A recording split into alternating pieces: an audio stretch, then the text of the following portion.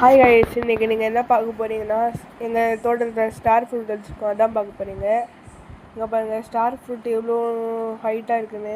இது வந்து இப்போ குட்டியோண்டு ஸ்டேஜில் தான் இருக்குது, அடுத்த ஸ்டேஜில் பெருசாயிரும்.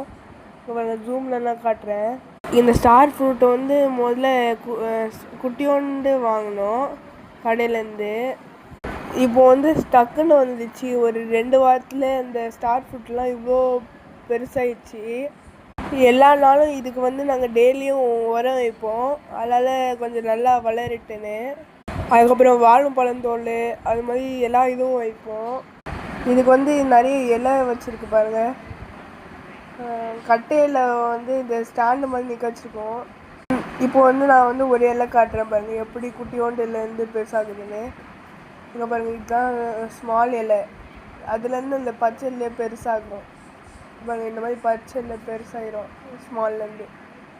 இது அடுத்த வாரக்குள்ளேயே பெருசாயிரும். அந்த அடுத்த வாரம் வீடியோவில் காட்டுறேன்.